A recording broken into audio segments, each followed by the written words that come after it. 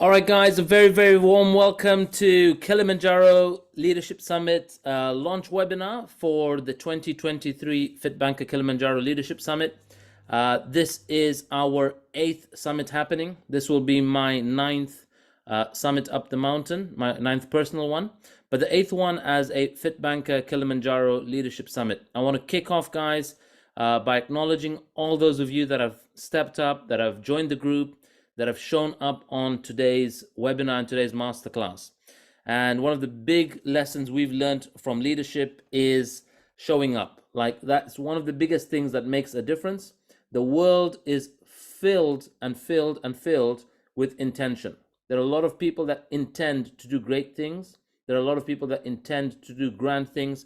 There are a lot of people that intend to fulfill on a host of their bucket list items. And I have seen people over the years, many people who have said next year with me, I would say have literally died. I've lost my best friend who kept telling me next year he's joining me. And in that process, he's gone. And we've had people, and I'll just be straight because life, I'm a big believer in living life in the moment. And this is something that we've created, which is not just a hike. So I really want to stress that for anybody that is into hiking and mountaineering, you're here not to find out about just a hike. So as you listen to today, I really invite you to know that you are joining a life transforming experience. It happens over 11 calendar days. And for some people, it goes on slightly longer. It goes on for 12 or 13 days, and that they might want to come a day early or stay on, or it goes on for 15 days if they go on for safari. But that said, it's really important that you, as you participate in today, I want you to just think about this. I'm listening to a leadership program. I'm listening to considering joining and being part of a leadership cohort, part of which, 7 days of which, include a mountain. That's all I want you to think about. Only 7 days on the mountain, but there is a whole host of training that's happening over months. And you guys are part of the launch webinar. And in a few months' time, likely from December or January, we're going to do our goal mapping, goal setting, vision boarding. And we want all of you guys that are on this leadership summit to start to look at and speculate about what are you going to create and what will you make amazing in 2023. And that's what we want you to be a part of. Just so you guys have the dates, if there's anything you guys see that you want to look at later or screenshot anything, please feel free to. Those are the dates on screen, which is, those are arrival and departure dates. So if those dates are there, it means arrive anytime on that day and depart anytime on that day. Right, 24th August arrival anytime, 3rd anytime. The 9 days in between is where we need you fully present right from sunrise down to sunset. There's events planned for each of those. Actually, on the 2nd September is our charity and Seva day. That day actually ends round about 11 a.m. or 12 noon. But after 12 noon, we're doing our own thing, or people are heading off on safari. And so we'll talk about that as we go through today. I won't talk so much about the safari, but what we say is first commit to Kilimanjaro, then we can always decide if you're going to do the safari bit. We will talk a bit more about that. Safari is one of those things which is the more the merrier. And if and when we go on safari, what we do put together is, I, as somebody growing up in Africa, before I did this caliber of safari, had never done anything of that level before. So we'll kick off. I just want to acknowledge and welcome again those of you that joined in the last few minutes. And what I do want to share as well is many of you who've done the FitBanker Challenge will know about the Dalai Lama quote that we often cite, where man spends his life making money and losing health. And then they spend that money trying to recuperate the health. And the second part of that quote is why our adventure and our leadership and our hiking group exists. And the second part of the quote is, man is so anxious about the future that he does not enjoy the present. The result being that he does not live in the present or the future. He lives as if he's never going to die, and then dies having never really lived. And I've really gotten present to, even today, coming back to London, I get present to a lot of my friends that I've left here.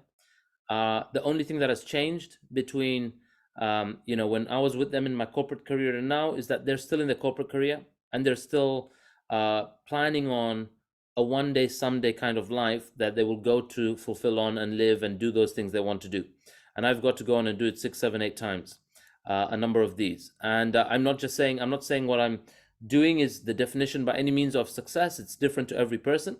But in my case, there are things I would love to experience as an earthling, as a human being, and part of which is to see this beauty, to connect with people across this world. And we have grown phenomenal mountain families, right? And we will talk a little bit about that. This is a picture from our 2020 summit.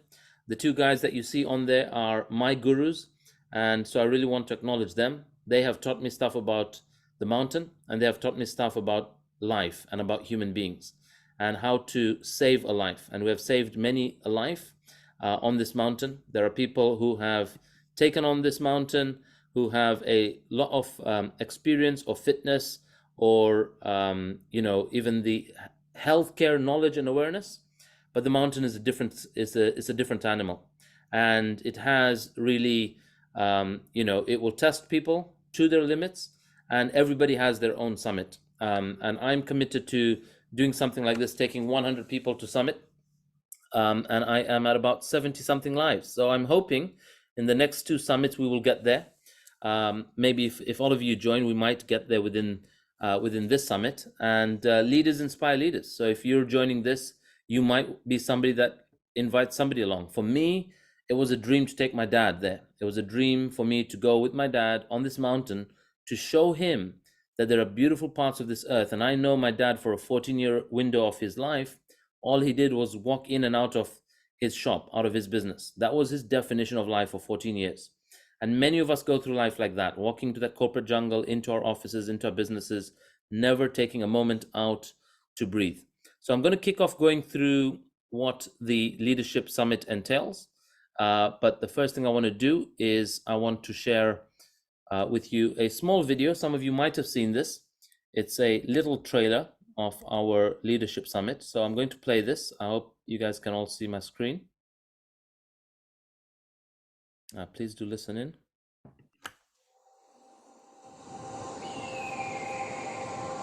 Kilimanjaro Leadership Summit is the highest, pun intended, leadership training program in the world.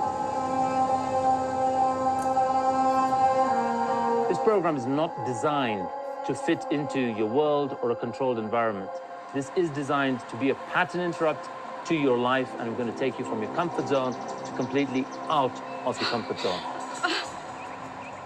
Unlimited potential to me means being able to overcome any obstacle and actually relating to an obstacle as something that's going to help you improve in anything that you want to do. Unlimited potential, have your fears, but carry on taking actions. For me, it's not getting to the top and showing everybody that I've reached the top. For me, is what am I going to find out about myself through every day? I just feel really excited. It's been a beautiful day in the forest, but I'm just really excited to see what's coming. Because every day is a different challenge. Every day is a different altitude, a different physical challenge. I'm just nervous, anxious. Don't overthink, like, then what? Just literally next step. I think we can do it. I'm really wanting to use this to overcome my mental blocks. What I'm experiencing at the moment is like a sense of freedom. I believe anything is possible, and doing Kili is great that anything is possible for absolutely anyone. I feel as though maybe I've been set free from my past and from my ego. This is what I think every human being should come and say. Even a person like me at 51 can achieve, I can do Kili as well. It is the world's highest single standing mountain, and it does provide you with a great physical, mental, emotional, and spiritual challenge. You will have to go past whatever you thought was your physical boundary, whatever you thought was the mental or emotional boundary, and you will discover your spiritual muscle as you take on this mountain.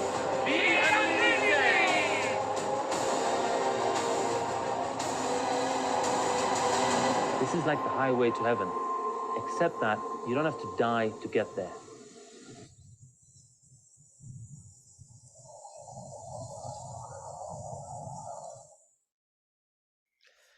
All right, awesome, guys. Thanks everyone for being on. That, by the way, is just a trailer. We have a full 15-minute film of that whole documentary. And that is part of something that we do, which is very, very, very distinct, which is we take a film crew up, and what follows is weeks and months of edit work and review work, so that you don't have this one takeaway photo of your summit, which a lot of people do. And some people don't, because they reach their summit, which might not be Uhuru Peak. And that also is perfectly fine, because you want to identify where you can push your body and mind and really be complete with that, be okay with that. And there is always an opportunity. And we've had people who have not summited, with other groups and then joined us and wanted to summit. And we've had people in our group that haven't summited. And I am always a stand for them coming back and doing it with us. And I will do what it takes in terms of any promo that we can offer them to take this program again to get to their summit. It's not about the fittest. It's about people that will acclimatize to the altitude, and they will leverage the strategy and design and the route that we use, which is we're doing a 7-day route, and we use an approach called climb high, sleep low. I will tell you now that my favorite route and one of the most scenic routes in my view on this mountain is Machame route. It's the one we're doing next year. And second favorite to that is the one that we just finished. It's closest to that, right? We have done the hut route, we have done Rongai route. The hut route is called Coca-Cola route. They don't offer enough acclimatization, and we've learned that the hard way. We've seen more people being impacted. We have actually Dr. Krupali Patel on. Krupali, are you there? Yes, I am. How's it How going? are you? I'm It's good. very Lovely to great. see you on. And I am a stand that Yeah. we come and let's do the summit together. Yes, we're doing it. And Krupali, guys, is somebody who has done this. And there are two main things that we worry about the mountain, two fears we have. One is called pulmonary edema, and one's called cerebral edema, which is swelling of the lungs, and the other one, and water starting to build up there. And the second one is cerebral edema, swelling of the brain. And Dr. Krupali is somebody who's done this, did have an impact, did have her lungs impacted, and pre-summit night, we had to deal with a lot of symptoms. She was unwell, we had to get her off the mountain, and she spent 2 nights in hospital. So it's not something to take lightly. She's a healthcare professional as well, and so she saw what she went through. And I'm grateful, Krupali, that you're here, because I'm a big stand for you joining us again. Yes, One I'm of the excited. one of the most mentally strong people that I've met before. When we all had kind of said, okay, I think this is it, Krupali, she still wanted to go a bit more and a bit more, but it reached a point where we realized now we can't go beyond this point. And we do a lot of health and medical checks before we make that call. And not unfortunately, but responsibly so, we have to tell people that this is your summit. So big kudos to having you on, Krupali. I'm Thanks, definitely Ronnie. going to DM you if you make those dates. I'm going to do what it takes to support you to be there. I will make it. I will make it. It's Awesome. done. Awesome. So what I say, guys, before the mountain, I want you all to know is that there is another mountain you conquer. And this is a mountain of excuses you'll have to overcome. This is a mountain of being busy. This is the mountain of permission that you need. This might be a mountain of finances. This might be a mountain of a lot of opinions people may have around you about doing this. You'll be surprised how many people want to do this, but they're concerned about what people will say. We've had people join this, not tell their family or their mom till day one when they're at the gate to say, hey, I'm doing Kilimanjaro. We've had people who want to do this, and a lot of their family and friends give them a lot of advice and opinions around whether they can or cannot do that, and that really impacts them. We have a lot of people who do this that have doctors who will say you cannot do that, and doctors who will say you can do that for the same person. And all we find is that different people will have a different risk appetite. What we try to do is to give you one life transforming experience. This photo here is our FITBANKER trek leader. She leads treks in the UK. She's now a 12-year-old girl, but she did Mount Kilimanjaro at 9. So she's our youngest summiteer. We're very confident and comfortable, and probably, I would say, in the South Asian British community, probably one of the most experienced groups in taking young ones now. I can say that confidently because we just took a 12-year-old and a 15-year-old, again, who went with their dad. The dad is much more fitter than the girls, done many more mountains, did a lot more training, and probably one of the fittest in the group. And he struggled with oxygen and summiting. But we were able to take the girls to summit. In terms of the hurdles you'll overcome is a lot of fear and concern. We've run this leadership program, and as a leadership program, we aren't a leadership program by giving you the theory of leadership. We want to be our word, so much so that over lockdown, as you can imagine, we have had summit groups of 15 people, 18 people, 20 people. But when it comes to flying, during lockdown, some people were restricted legally or didn't have flights available, got COVID just before going. But we had to be our word. And my word to anyone that's joining here, if one of you joins and one of you shows up at base, you'll find me there and we will go to summit and do this. Because I have to honor my word to show up that we're running this on the dates that we've pre-communicated. The moment we have what's called the 4 cornerstone climbers, those dates are locked in and this summit's going ahead. Our team, our venue, our equipment, our chef, our selective group of professionals that we need on the ground, they start to lock this in. And as the world is coming out of lockdown, the mountain is getting a lot more busier. There are various times of the year you can do this, but we've chosen an epic time to do that. One of the biggest fears, I think the most fear I've ever felt in my life was traveling in the middle of COVID, having phone calls come through to my family, to my in-laws, to my wife, people who are within our FitBanker community reaching out and say, I've been having some bad dreams and I had this view about you getting on that plane and going up the mountain. And we have to listen to people's love and opinion and their concern and act in the face of it. And this was one such summit where I really had to face and overcome that. I guess the world is opening up. Some parts of the West still aren't. I'm going to very briefly just share like what it was like arriving there. Here we are. If you remember, the world was in lockdown and very few tourists were coming here. That mountain hadn't seen people for a whole 3-month window. International Airport, 7 in the morning. And this is where you'll all be arriving. Kilimanjaro. And it's real when you touch this floor.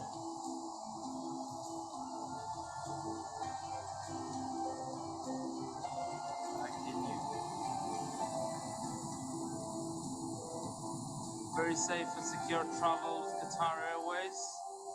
Great social distancing, great measures, protective gear. It works. Arrival in Tanzania, very safe and secure arrival. Great reception by all the staff at Kilimanjaro Airport. As we arrive here, everybody's being asked to sanitize against the walls where you go in. Great security, great safety measures, smiley faces. Tanzania is safe for travel. Really, really, really impressed. Great measures. Thank you everybody here that's making this safe and secure arrival.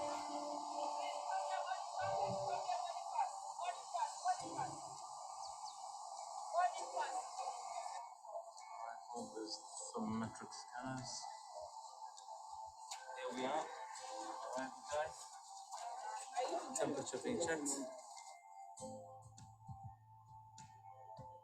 All right, cool. So as you can imagine, places like Tanzania, Kenya are very much dependent on a lot of tourism.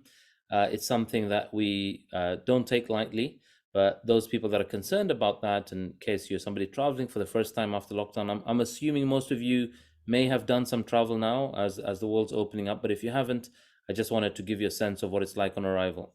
I know most of you know my journey and story, but in case you don't, I'm very quickly going to share how I'm now doing what I do now. I take people up the mountain.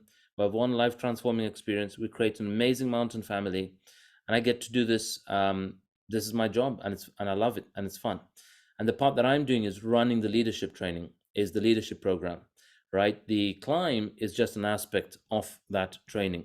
So those of you that aren't familiar, that's my journey from being a fat banker to fit banker, working the busy city life, work hard, party harder, and living that life, and a lot of traveling, jet setting, long hours led to me being this overweight guy. And in 2013, 2012, got married. 2013, as newly married, we went through a little bit of a scare. We were expecting, we were due our firstborn, and While I was physically able to do a lot of stuff, I realized I was not emotionally able to. We had a miscarriage, and after losing our little one, I began to stress from it, and I got hospitalized. And while we lost that baby, it was the birth of what I now do for a living and what I believe is my life's purpose, is really to inspire and empower humanity to discover and live into their unlimited potential. And we do this through various programs that we offer, one of which is our health coaching, and another big arm is our leadership and adventure program, which is what we're currently doing. And so Kilimanjaro Leadership Summit is one such program that is phenomenal. It is a game changer in terms of the caliber of what we put together. That setback led to me taking on my health, transforming my health. And now we've had people from all walks of life take on our program, from doctors to, different people from different walks of life, who then go on to do what they want to do for their after. This is our first summit we did in 2017 with Simran and 11 of us in total on that first summit. It was epic. I want to tell you all, when we did the launch webinar for that first summit, we had this many people on a webinar. And out of this many people on a webinar, all success begins with some form of failure. The first 4 people to commit are called the cornerstone investors. They either pay a deposit, they commit to it or something, or they pay in full.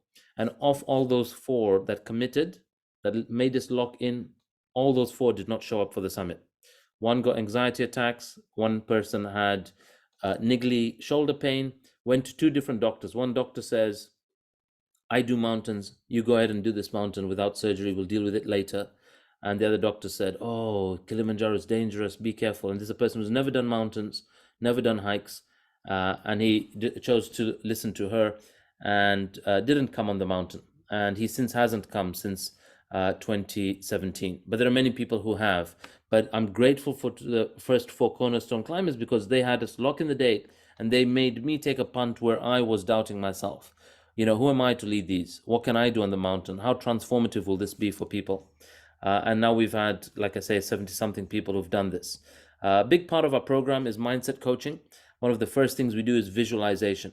And I want all of you to know that there are people exactly like you, of your height, of your weight, of your stature, of your point and position in life. We have as young as 9 and as old as 67-year-old who have summited. The eldest person to climb with us is a 76-year-old, which is my dad. Didn't get to summit, but got up to day 3. And dad was physically fit, very healthy, did train, but a lot of his training was on flat ground. He didn't do much inclines. And one thing that worked against dad was his not having the confidence of where his foot was stepping. So he spent a good portion climbing, looking down at his feet, and that led to severe neck pain, which had a knock-on effect on his performance. Now, why do I say visualization? I want you to see the kind of people that have done this. That big chubby guy in the front wearing that winning team t-shirt is 103 kg. That's me. And, that's the first time I did it. I was 103 kilos. My biggest concern was I'll be stretched off or I might die. And I didn't. And the fact that I didn't die gave me a lot of confidence to go and do this again. But from this group of 22 people that signed up to this program, the fittest male in the group did not summit. He got to the rim, had diarrhea overnight and had to go down. So I really want to stress this, because fitness is not a guaranteed key to summiting. And sometimes it works against you. We'll talk a little bit about that. Other than that, there was one other lady who got up to day 4 in the mountain, and the rest of us got to the full summit. In that group, there's as young as an 18-year-old. The eldest in that group was a 37 or 35-year-old. And when I did this, many of this group are fitter than me, more athletic than me, leaner than me, petite than me, less of a body load to carry. Many of them struggled. I was surprised that I got to summit. And at summit, I also did an ice bucket challenge, which was the trending thing in 2014. But I want you to really all see this and say, and there's my wife Ambika there as well, who did this with us, and multiple other people. This is our 2017 group, the first group that did this. Again, one of the fittest males in this group is a guy called Amir. Some of you know him, a friend of mine, Amir Moshkur.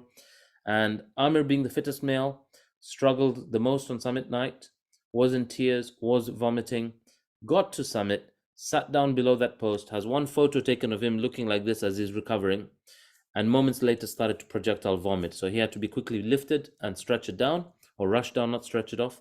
But it gives you a sense of how fit we could be. We may struggle. Yet all of these people here did it. Majority of people that summit and have a great summit rate are actually women in the age range 35 to 50, has the highest summit success rate. So, and the lowest summit success rate are athletic males aged 27 to 35. So it just gives you a sense that it's not about that physical fitness. 2018, we did a world record attempt. We did a 30-minute hit workout at the top, 11 of us. We've not yet been recognized by Guinness. I have done an appeal, but it is a bit of an admin process, especially over lockdown, to try to get a response. This year and almost every year, people at base say, let's also go for a world record summit. Even this year, we had a very energetic group. Some of you know them, Urvi, Farhana, etc. But by the time we get to summit, energy levels change and people don't want to spend 5 more minutes there. So how we managed a 30-minute workout, and it snowed that day. This year we had very good weather. It humbles me that we were able to do that. This is 2019 when we took the 9-year-old girl, which is Dia, and people from different parts of the world, from Botswana, from the UK, from the US.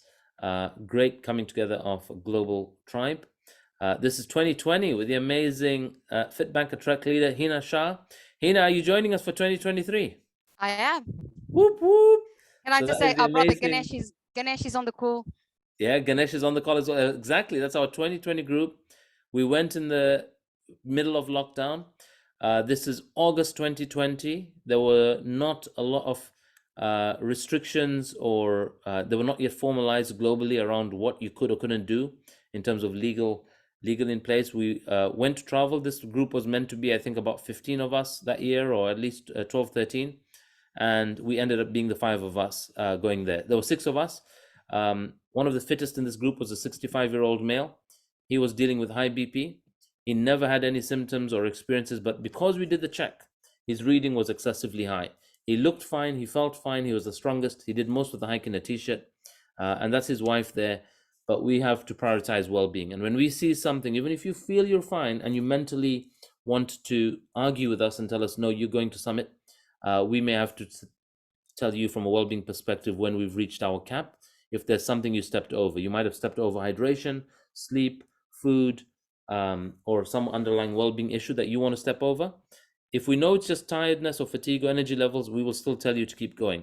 So this was a real acknowledgement. Thank you to NHS for the service that they did.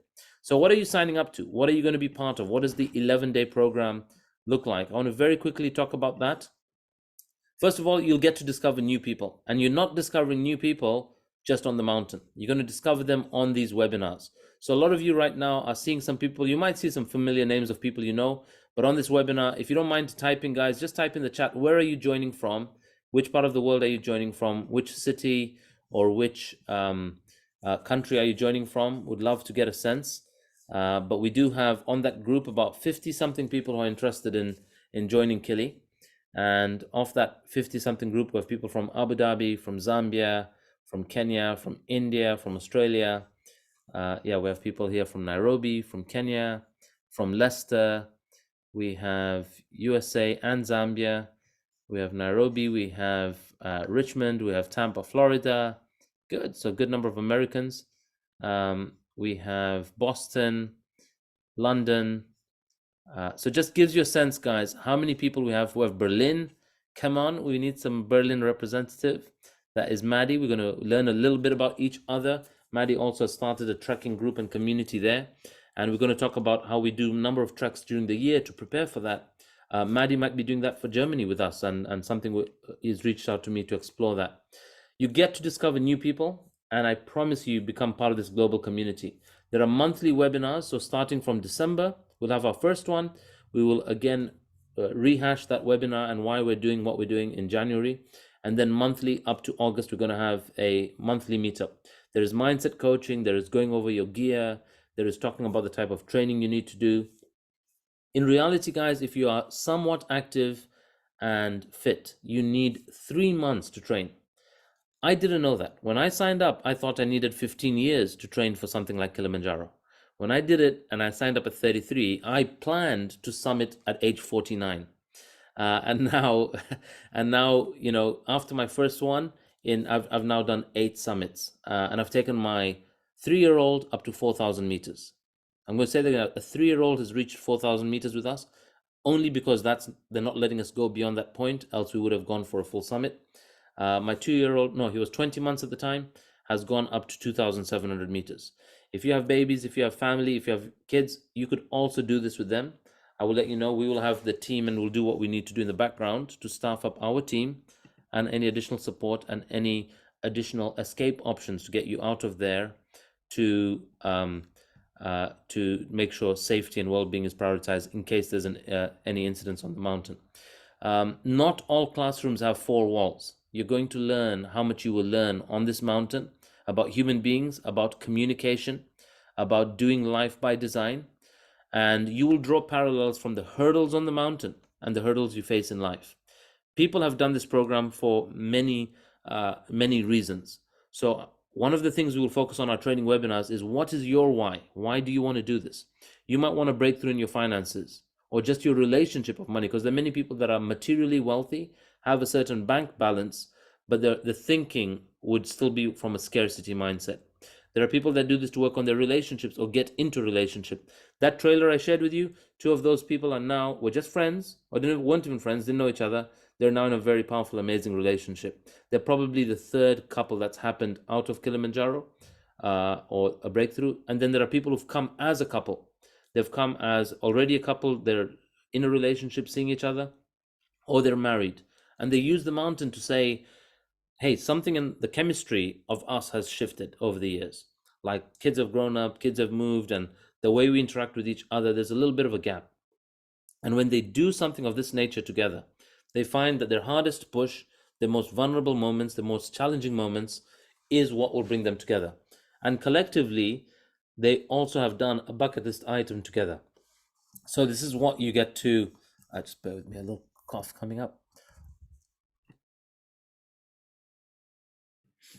Collectively, you get to do something that really, really adds to your memories of the things and adventure you've done together. And I get messages from some of these couples who are in their 30s, 50s, 60s, messaging me saying, you have no idea what difference that mountain made to us 2 years later.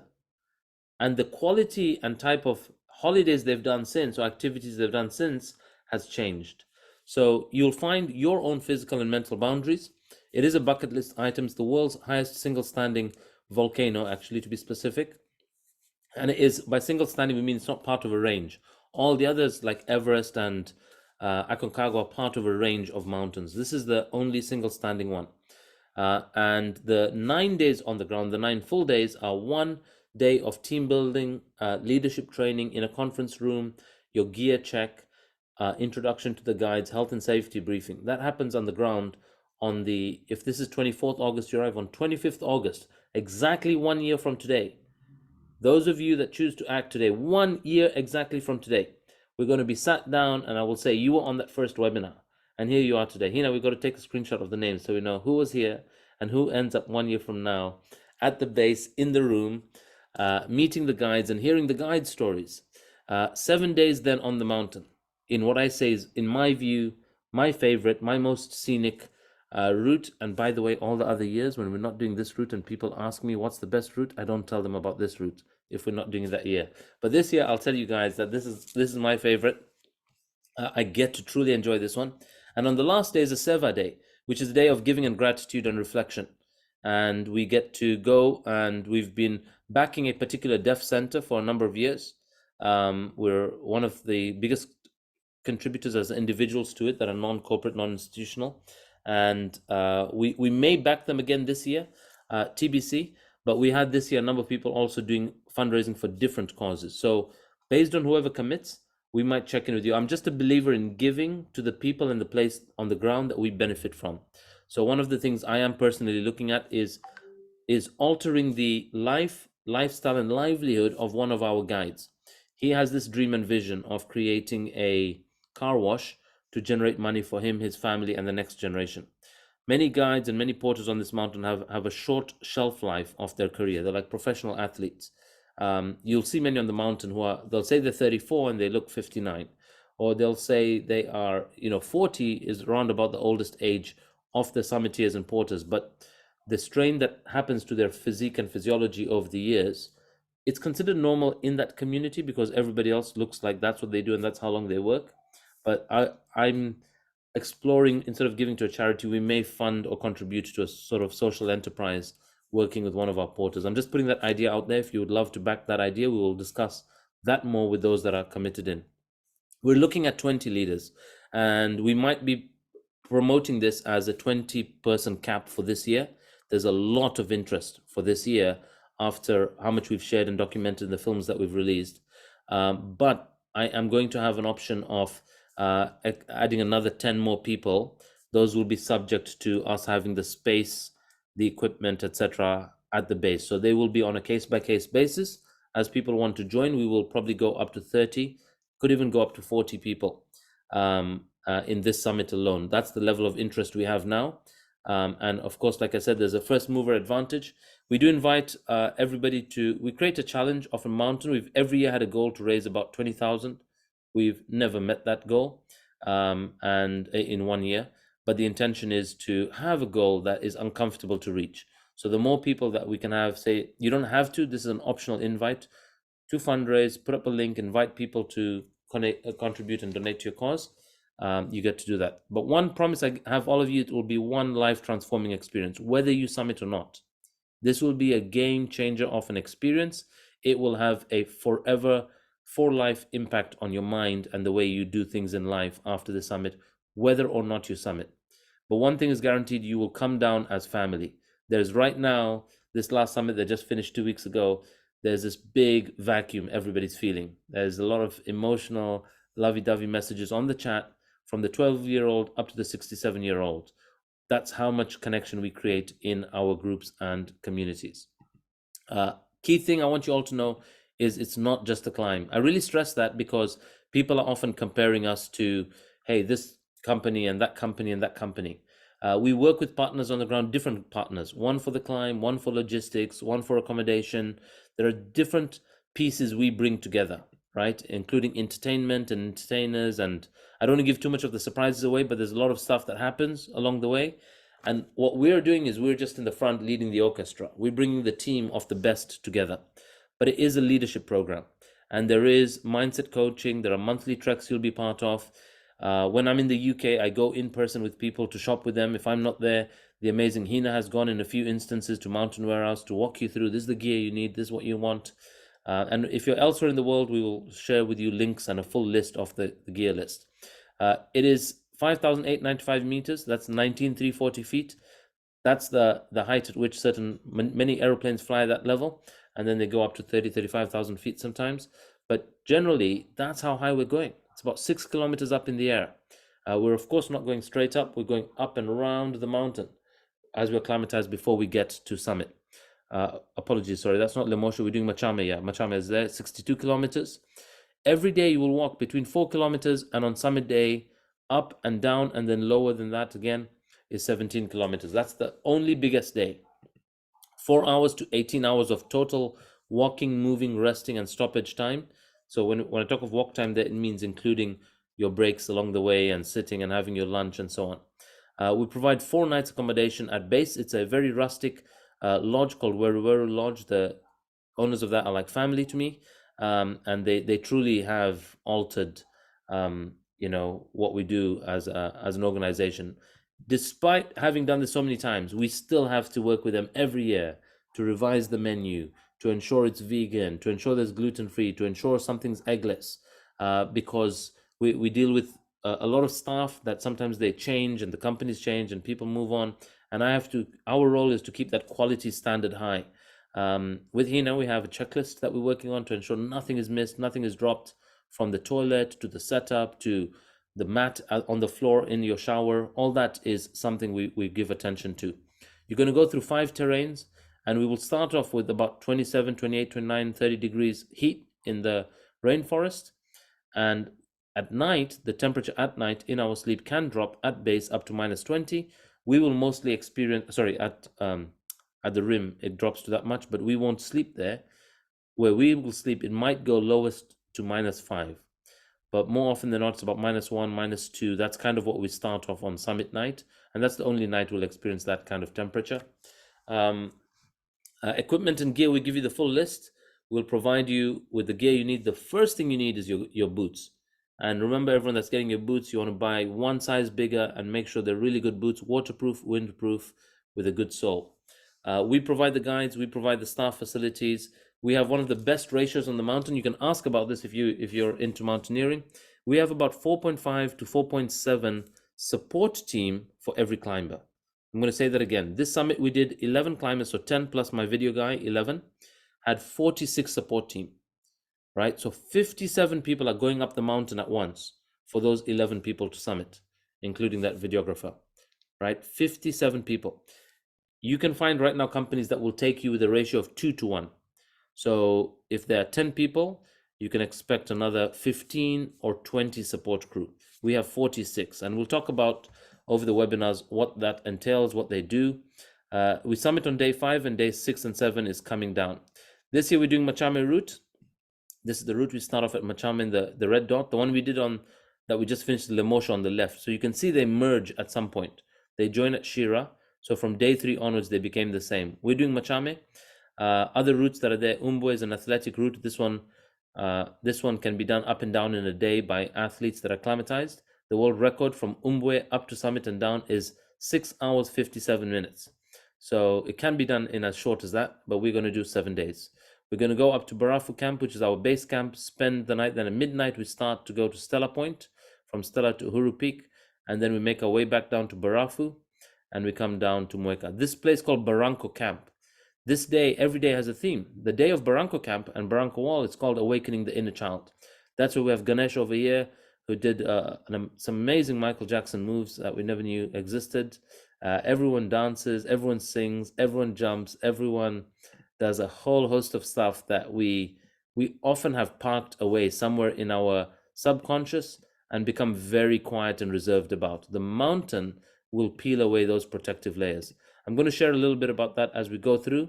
This is what it looks like. People training in their different countries, different locations, sending photos of your updates. We're regularly in contact.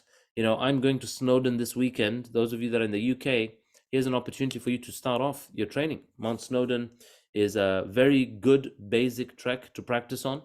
Apparently this time we're doing a different route, but if you do the normal, very touristic route, it's a very simple hike to practice and get a little bit of confidence that, hey, I can do this mountain.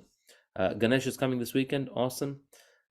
So this is what it looks like. Connecting this, us walking in the UK, people walking in Zambia, different parts of the world. As it gets closer to the day, people are sharing their photos, leaving their airport, boarding, checking in, and there's this big anticipation, anxiety that we're going to meet these people that we've connected with virtually. Some you've met in person. This year we will have treks in Kenya and in the UK. If we have a good number of people from Kenya, we will also try to organize about 6 treks that happen, 5 or 6 treks that happen before Kilimanjaro. This is something people can do as corporate training as well as large families. So that is one family where there's about 11 people are from one family, that particular summit. This is the group that said yes to do the world record attempt. Out of this group, by the time we got to summit, there were 4 people remaining, or 3 people remaining that agreed to be a yes from that group of 22 that stayed on at the summit. My brother was there. It was the first time I took my brother, and also he 3 minutes into the workout started to get dizzy and had to sit down. So we have this conference room style training. The meals during the conference room are provided for us. Your breakfast, your lunch, this is buffet style. You get your FITBANKER t-shirts. This is the group from 2019 that we had there. There's 9-year-old Dia. Look at that 9-year-old girl did this without her dad, missed her dad, and now she's a 12-year-old, very confident young lady. She just started busking on the streets, singing. She's a trek leader. She comes on our monthly training. It's amazing how her life is transformed, as has many other people.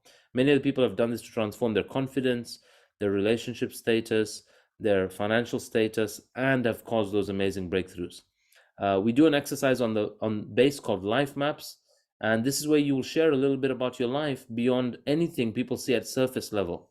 You will share some of your emotional setbacks and your breakthroughs, your fears, your concerns, your highlights, your mentors, even what's called your mantra. We're going to hear what's called your mantra. This is the 2017 group. As you can see in the bottom right corner, that's Amir. That's the character I'm talking about. There was no dress code, and after he showed up in his lungi, we introduced a dress code. So just having fun and having a nice dig at him. He's actually the guy that sorted out this accommodation where I'm staying in London today. There's the amazing Ganesh that we have on. And we get to prepare our presentation skills. In that year, that lady there, Bina, came with us for, that was Bina's second time, right, Tina? Third time.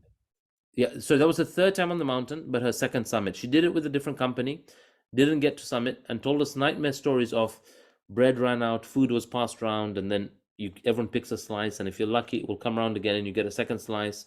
And with low nutrition, poor sleep, you meet people on the mountain that you don't know. She just found one person she could stick with, very isolated and lonely. We create team right from here.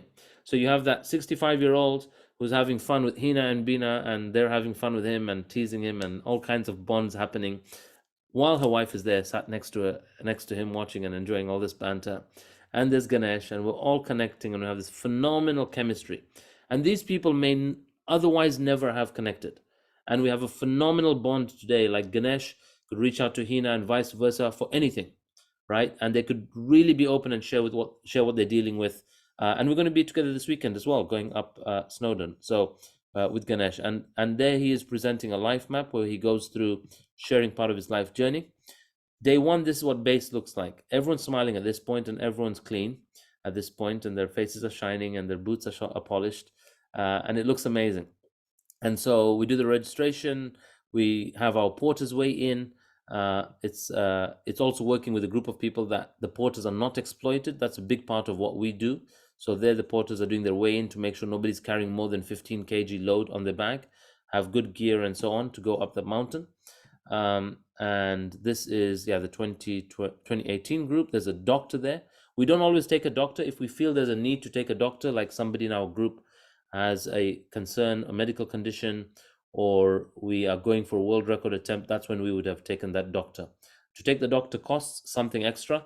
So if we do choose to take a doctor, it will be subject to team consensus in saying, all right, you have to sometimes contribute like $80, $90, $100 to take a doctor, because for the whole group, it's about $1,000 something dollars to take an extra person, a local guide up the mountain. And he's a doctor who's got experience with us and with the local hospital. So we've never had to use him that much, but he was helpful. He also got COVID with me when I was on the mountain in the summit we did with Dr. Krupali. This is 2020 group with Hina and masks on. Day one, we're going through a rainforest. So thick, very humid bush that we're going through. There's roots and creepers and weeds hanging down. It's phenomenal. We're going to go through this route. On this route alone, we're going to see waterfalls. We're going to see a little bit of nice streams and bridges and fountains that we cross, which we also have on Marangu route, just the walkway up, but no waterfalls. This one is really beautiful in that sense. We're going to see some amazing beauty and beautiful weather. The first lunch looks like that, right? It looks crappy. It tastes crappy. It's very simple. But after that, you get blown away by the meals you get. Every other meal after that is a hot meal. You're going to get some of the best food. Honestly, I eat some of the best meals, 3 meals in a day on this mountain than I do across any other 7-day window elsewhere, wherever I am in the world. But the first day is just a basic packed lunch, and I got it, Krupali. This is being recorded. I'm going to very quickly go through. This is what the table setup looks like. This is what our tents look like at the campsite. And as we get to campsite, something unique to FITBANKER. When I say unique, the providers and partners we work with have never had this request in 20 years, is an amazing shower. Let me just see how to play that. Sorry, why is that not happening? Let me just... why is that not playing? I'm just going to share that very quickly here. Those of you, I think most of you have seen this, but I will just play it again so you see what kind of a shower we have that we use. So it's a setup like this was built for us. Here we are, just based on specs I sent them. Shower and the bathroom setup. This is what it will be like. You won't be able to see it till we're up on the mountain. So here's a quick tour of what the showers are like. And this is where the shower head comes in, and you turn that switch on. If there are any short ladies or gents, let me know. You'll have to be showering somebody else to turn it on for you. You put your soap stuff there, and we're good to go. So this is shower 1, and this is shower 2. There we are. Beautiful.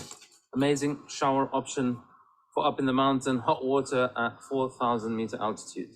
See you later. All right, guys. So that's a sense of the showers that we have. Like I say, it's phenomenal. Anybody who's on that's done these showers want to talk about them or comment or type in the chat, just share quickly. I want to move on very quickly. In the morning, guess what we wake up to? Day 2. There is no alarm clock. And so we tell you not to turn your alarms on. But you'll get a tap on your tent and the zip will open, and there'll be a guy there with a tray of hot drinks and ask you, do you want hot chocolate? Do you want coffee? Do you want tea? And this is people waking up to that kind of a reception early in the morning. They come up, then they start brushing their teeth, and then we get ready. And day 2, we go through a terrain called Alpine Heath.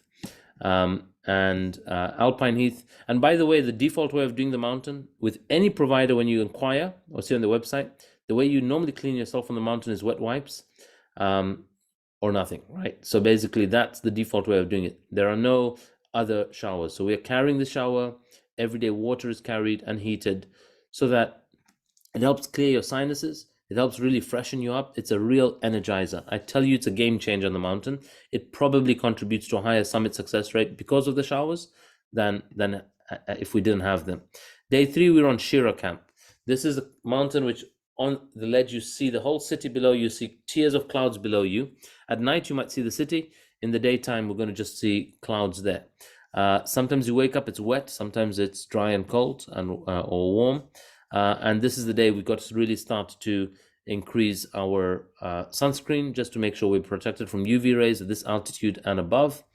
Day 3 on the mountain, on this route and on the Lemosha route, the one we just did, is what I call the giving birthday. By giving birthday, it is you're going to go through your hardest moment, your most vulnerable moments, your heaviest push. You're going to have to breathe and you're going to have to stretch just like when you're giving birth. And if you get through day 3, you are, and you get through it well, we say is a whole new you gets born. You're going to go for the first time, for many of us, the first time our bodies will cross 4,000 meters. You'll go up to 4,600 meters. And we climb high and we sleep low that one night. We come back down 700 meters and we sleep at an altitude of 3,900.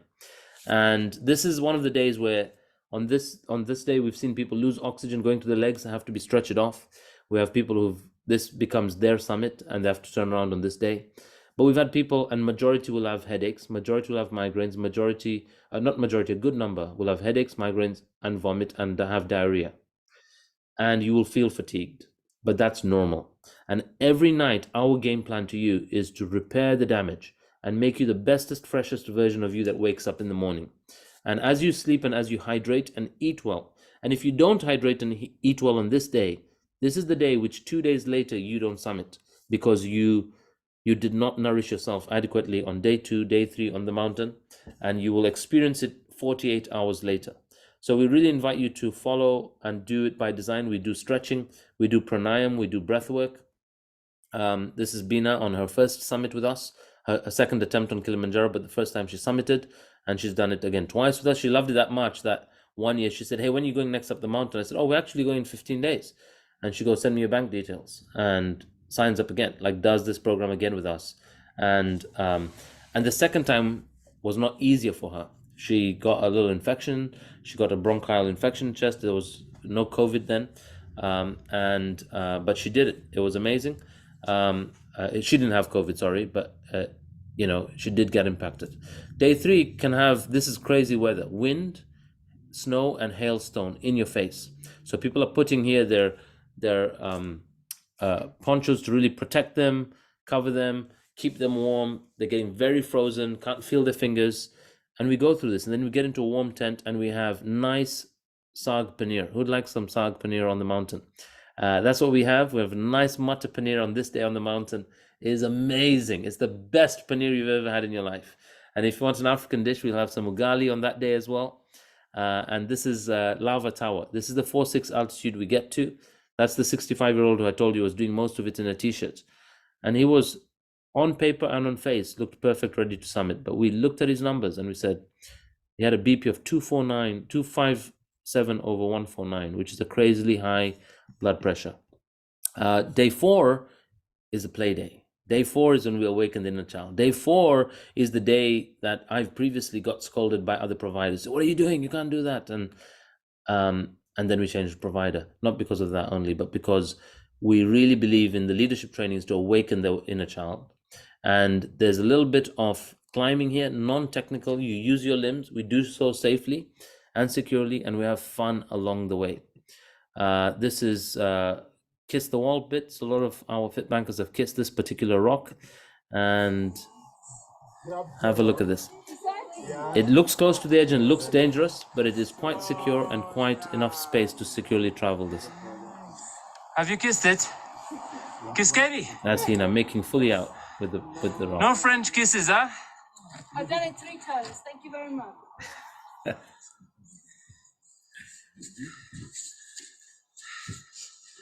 This is Marjan, one of our climbers who did with the husband. Sante San.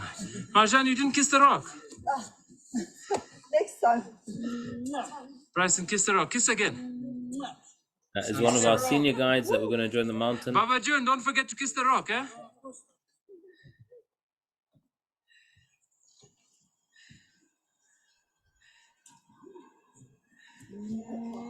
Ah, Baba Jun kissing the rock away. Just going to quickly flick through in the interest of time. It might stick to me. Just kiss it. Oh, I love that sound. There was an explosion. And there's the amazing Ganesh. Ganesh, don't forget to kiss the rock. Ganesh is doing a lot of kissing it. social distancing that day.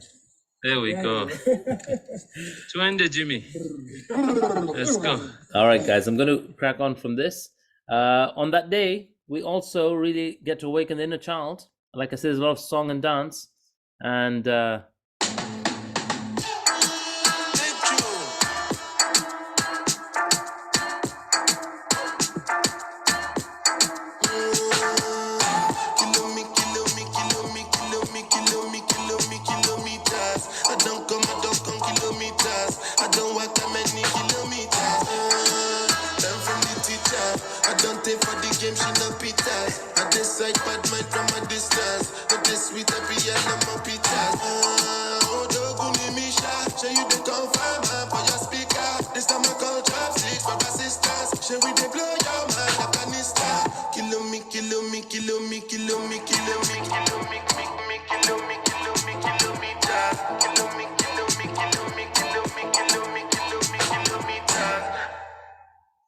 all right, awesome. So a lot of fun and games that we have. I think some of the best Insta reels get made on this mountain. That's done with our professional camera crew. And so, you know, he's turning around a bunch of these videos. This has just come out from this summit that we just did. And, you know, when was the last time that we got to dance like nobody's watching? That's what I really want all of you guys to think about.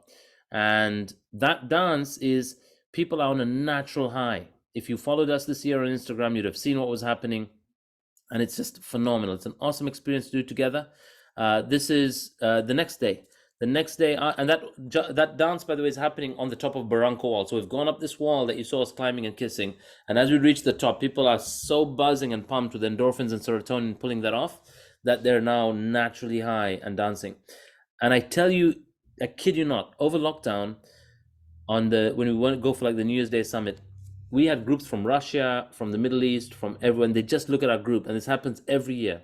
And our group has a camera crew, we have music, we have dance, and they just gravitate towards us. And they joined in. We've had big parties there and big group reels.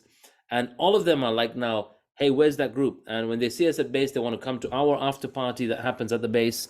And we invite them along because we form amazing global community of friends and networks. But it is because we spend time on working out a chemistry, on doing a particular methodology that has people pop at certain moments on the mountain. There's a lot of psychology behind the design. Day 5, we're going from Barranco to Karanga camp. Karanga means groundnuts. And then day 5, we cross and getting ready for our summit. We go to Barafu, which means ice. And if you look at the terrain there, this is where we experience the desert. So there's no vegetation.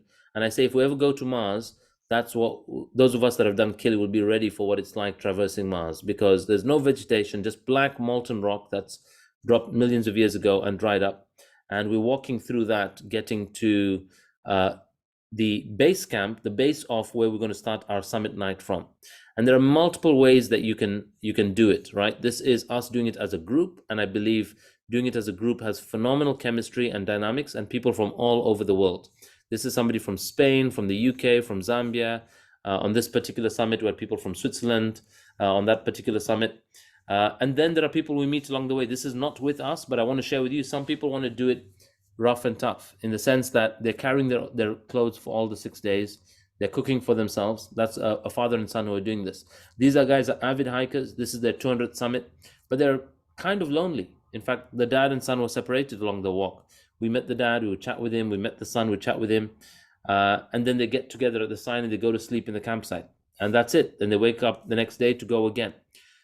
It's perfectly fine if you want to do that. But what we are putting together is something that has a certain level of safety, hygiene, comfort, quality food, not just canned food, not just carbs, not just sugary stuff. This is one of the couples that has done it together. Like I say, it's a great place to explore and discover love.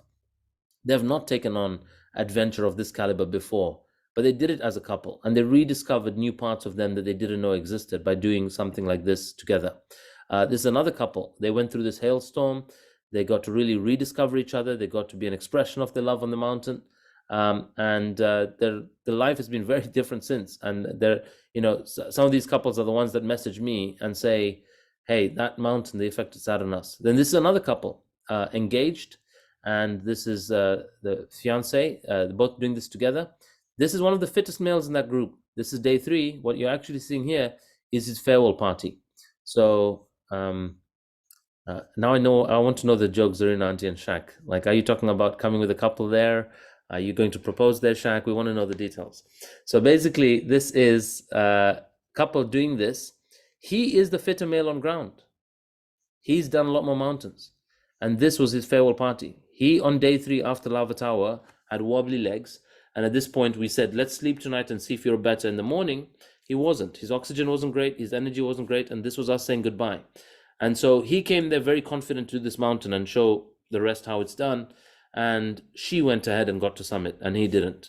So don't take it for granted that if you are coming with your partner and you think at base level you're stronger than them, that it's in the bag for you if you always relate yourself as bigger, stronger than your team. I'm not saying he did that, but I'm just saying some people will come and compare their fitness based on how they operate at ground level.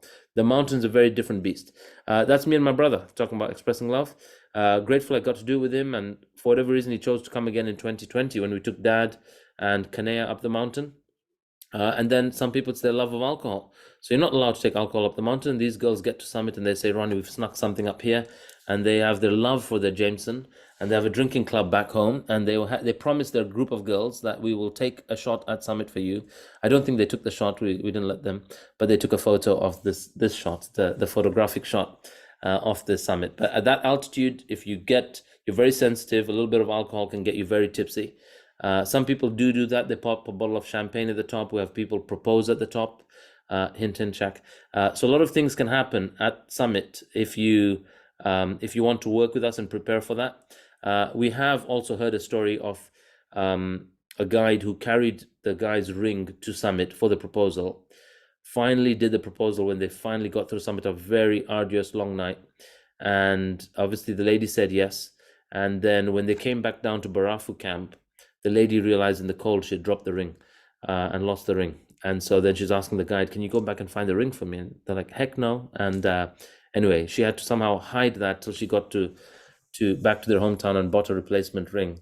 But it's kind of what happens on the mountain. A great way to discover nature. I tell you, some of the most beautiful skies and sunrises I've gotten to see on this mountain. This is our campsite. This is sunrise. This is what we sometimes see at 6 a.m. when we wake up. It's beautiful. This is on the western side, closer to Kenya. This is the Rongai route where we have a lagoon. We don't have this on other routes, so we won't see this now. But anyway, it's not, we have waterfalls and other stuff that we see on the other side. Each side has its beauty and what's specific to it. This is one on that side. This is summit night, walking through the dark. This is the first sun coming out about 6:15, 6:20. The first sun begins to come out. And as that sun comes up, people are getting excited, people are getting warmed up, people have been walking through the dark and the cold. It's their hardest push possibly in their life. This is the night people often say is as hard as giving birth. But I always say, if giving birth's that hard, I know many people have gone on to have 2 or 3 kids. So it can't be that bad. And that too for summits is what they've done. Day 6, this is reaching summit. People are taking their first photos. This is Jatin and Bonnie, one of the guys, one from the UK, one from Zambia. This is Pam. And going through summits, very, very hard push, guys. Don't take it lightly. There are people who, after this point, smiling here, the next way they're coming down is on a stretcher. So you need to reserve energy to go beyond this point to get to summit. This is the first part of the rim is called Stella Point. It's at 5756. We then have, after this point, another 150 meters to get to the final summit. And some people turn back at the rim. And I say don't, because you will miss out on this beauty, which are these phenomenal glaciers that you get to see. If you see the cartoon Frozen, and if you want to see what those castles look like, that's the size of them. They're like the castles in the cartoon Frozen. These big icebergs that are at the top of Mount Kilimanjaro. This is the only summit photo Amir Moshkur has. And about 60 seconds after this, he started projectile vomiting, headed towards the rim, and the guides went and caught him and had to rush him down. And he was like the fittest male on that particular summit. So don't take the mountain lightly. It can humble us. This is Pablo, one of the Swiss climbers that joined us that particular year. And epic impacts to these lives after they've done this. Charlene, by the way, is a lady who joined us, had knee issues and was due knee surgery. Knee pain and knee concern is a very common concern. And she was due surgery. And the surgeon said, if you do the surgery before Kilimanjaro, you might need a recovery period, which means you cannot train. And the surgeon said to her, why don't you just take a punt and go without it? And she went without the knee surgery. We used knee braces. We did it carefully, went pole pole. She summited it, and now she's gone on to she got the mountain bug. She's not needed surgery since. She's gone on to do Mount Elbrus in Russia. She's gone on to do Everest Base Camp. She was scheduled for Aconcagua, that got deferred. She's likely going this January to Aconcagua. I might go with her if anybody wants to join that one. We're looking at going with Nim's group, Nim's Dive from 14 Peaks. That's Aconcagua, that's happening. But it is almost a month out of your life is gone to prepare and go for that one. So people at Summit take their flags of where they come from or their company flag. So if you want to represent your brand or your company, please do come with a flag or a message for somebody. Or if you want to hold a sign that says, will you marry me, Shaq, you can carry that to Summit. And whatever you want to take to Summit, we can help you facilitate and prepare for that. This is Simran, who when we reached Summit with all the other groups, I left Simran at 3 in the morning and I said, listen, I'm going to Summit and I'm not turning down till I see you. And she had every reason to turn back, but I had kind of made this emotional mental bargain with her, and she struggled on this mountain. She found it very hard. But on summit night, she got left behind. And when you get left behind, and if you start to compare to people, we tell you not to, because each person is doing their own summit. Everybody else went down. I waited at the top for her. After being there for 20, 30 minutes, the guide is like, listen, it's not safe, let's go down. And we started to descend. As we were going down, we saw her reach the rim. So we started to go back. We're like, no, we're waiting for this girl. And she came to summit, very emotional moment. We've got it on camera. She's in tears, I'm in tears. And I'm like so proud of this girl who at 113 kg did her first FITBANKER challenge. She lost 15.8 kilos. In her first journey, she lost a further 4.5 kilos. So she was 20 kilos lighter by the time she came to summit. And now she's 30 something kilos lighter. One of the areas she wanted to break through in her whole transformation journeys in relationships. And she just recently got married. But it's an example of that. And her mantra was, I didn't get this far just to get this far. So we're going to talk about mantras, and that's the 9-year-old girl at Summit. And other things we can do. We can make TikTok reels at Summit. That's what we can do. So I've got yet to post this one. This is the trending push-up one that's going on Instagram. All right, anyway, that's me having a little bit of fun at Summit, and we've done a whole host of reels at top. You'll need a little bit of energy to do that. Make sure you don't faint to get a headache. When we come down, we have a celebration with our guides and porters. And we also have a funny award ceremony that happens at the end of each year. So Amir Moshkur, in the middle of Summit night, started to vomit. We realized one of his teeth was a denture. It came out in his vomit. His guide, after half an hour passing there, went in the dark at 3 a.m. and found his tooth in this puddle of puke, brought his tooth back. We also found out that the guide had the same tooth missing on his side. And so these guys won the Lost and Found award, as you can see. So that's them with their picture. And what a team effort they did, that they found the perfect match. And on Summit, you have what's called a Summit Porter. There's somebody that gets paired to you that makes your dream come true. These guys, I tell you, are gods. And I don't say that statement lightly. Your life is in the hand of another human being. And the way the human ego works is when you get to Summit, you often forget that guy. And people come down and said, oh, I did that. That was manageable. People forget that they lost oxygen in their legs. People forget that they were vomiting. People forget that they had no energy. But your Summit Porter can make all the difference. We go up as friends or even meet as strangers, but we definitely come down as family. Those of you who've seen recently, or maybe on social media, you've seen we had when the Americans are visiting the UK or the Brits are in Canada or in Kenya or something, people organize these get-together dinners of this tribe and family we've created. And so while I'm here, I'll be meeting some of them from the 2014, 2017, 2018, 2019 group getting together. At base, when we come down, we have a lovely celebratory dinner, an awards night, and then those of us with the energy go out for clubbing and partying. And the last day, day 9 of the program, is Seva Day. This is where we get to give back to the people and the communities that we have benefited from. So doing something for the local guides and communities at base. In one of the years, we funded a classroom that was built for this school that had nursery reception year 1 and 2. So we funded the cost of the 3rd classroom. This is to the left of this building is where the new classroom got constructed. Then we've been working with the local Lions Club there, which is overseen from a transparency perspective by the expat business community. So we know our funds are going somewhere. We've done some tree planting there. On that wall there that you see at the back there now has our name there, has Dia's name there, as the 11-year-old. For her 11th birthday, she did a crowd funding birthday party during lockdown and raised £4,000 for this charity. That's that 11-year-old girl. And this is pics from one of our summits there.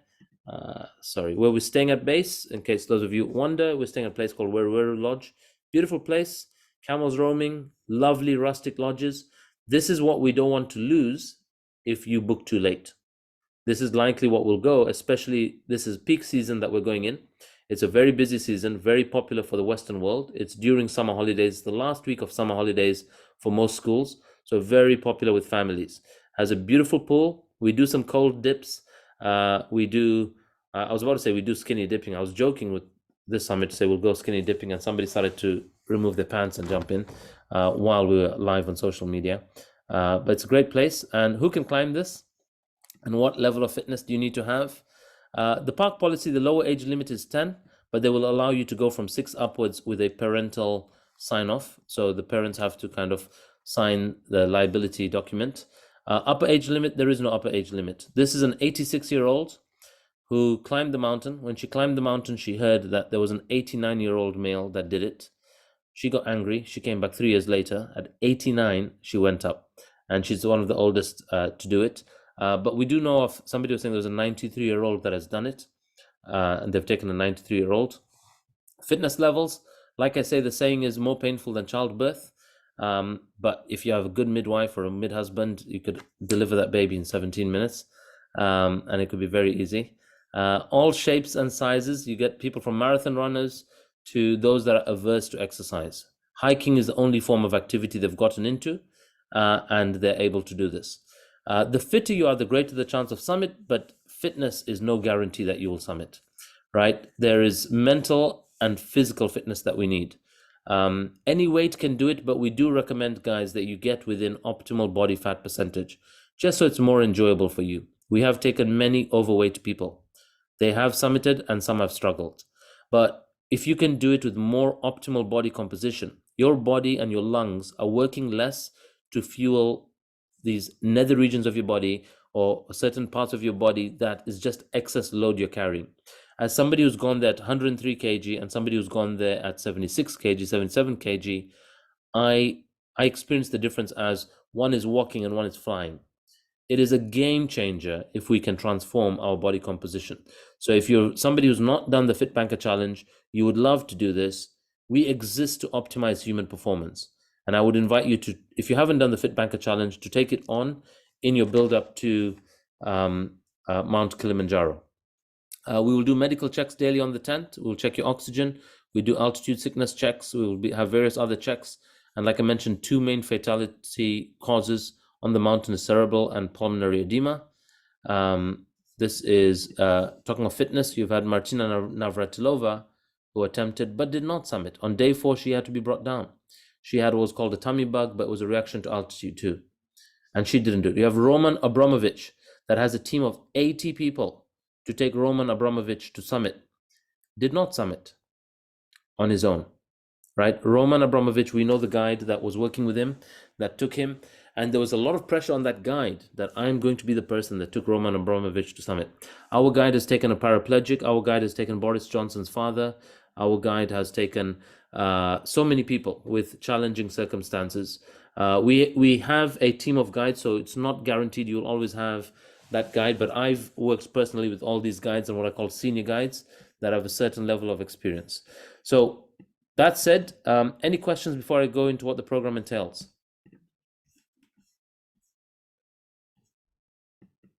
Okay, got it, Maddie. We're just coming to covering this very quickly. What does the program entail? If you're joining this program, the full price of the 11-day leadership program is $3,997, so just short of 4K in pounds. We're providing all the tents, all the facilities, sleeping bags, your full day workshop, all the meals, snacks, everything on the mountain. Maybe 2 or 3 meals will go out to a restaurant, and any drinks you buy, that's your own. But we take care of the rest, everything from your pickup to your drop off. Whether we're dropping off in Arusha or we're dropping you off at the airport, we will arrange that. If you're in the UK or Kenya, we're going to organize treks, so we will facilitate them. But the cost of going there, any gate entry fees, you will pay. In the UK, if you're training, there's no FitBanker charge if you're signed up to Kilimanjaro already.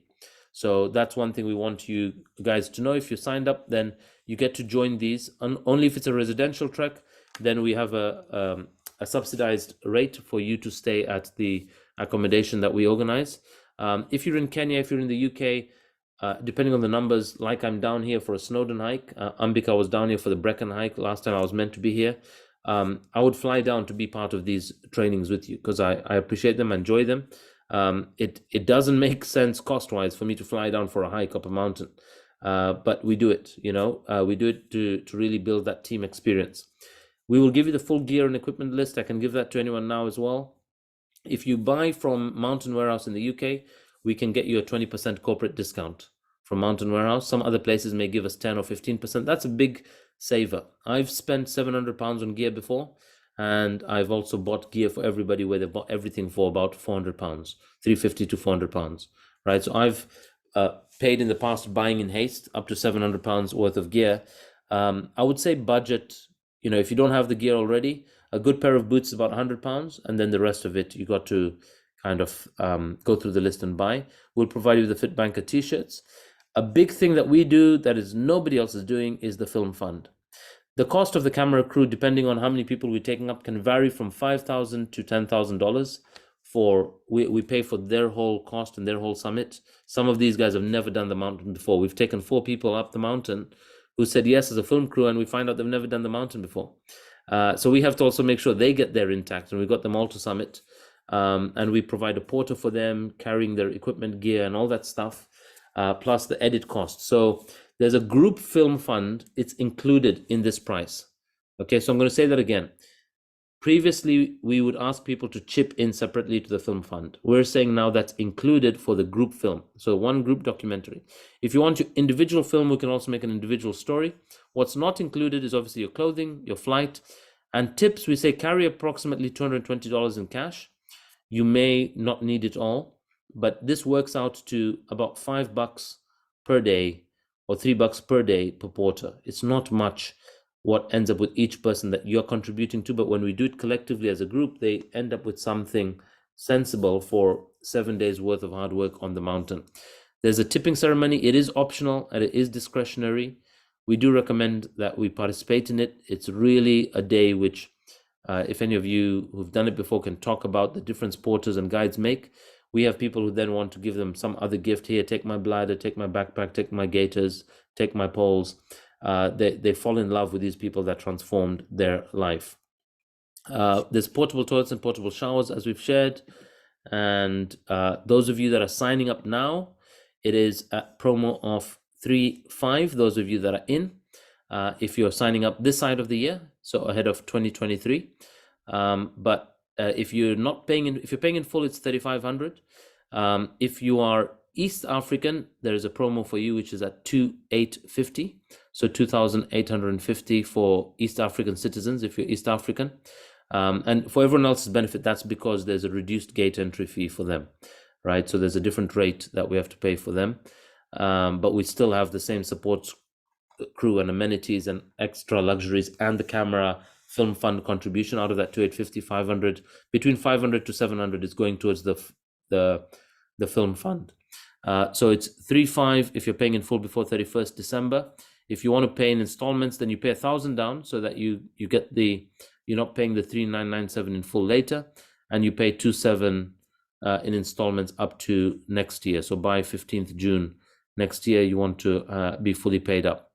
£300 is non-refundable. I want to stress this. If you sign up today and you cancel on Monday, I will have to charge you £300. And the reason we do that is we want people to really commit that are very clear they're doing this, because I'm incurring a cost anyway of $5,000 to get me there and for me to go up and through the mountain. So whether one person shows or doesn't show, there's a $5,000 cost that I go through for my flights and being there and facilitating the whole thing. This year, we're really committed to Hina joining. And I've been saying to Hina that we need at least 20 people for 2 of us leaders to be there. But to be honest, I think we will very easily get there this year. And I also think I think I'm going to want Hina there regardless. And she's awesome fun on the mountain. So even if we don't get those numbers, I'll do what it takes to have Hina join us. And I need to just work those logistics out with Hina.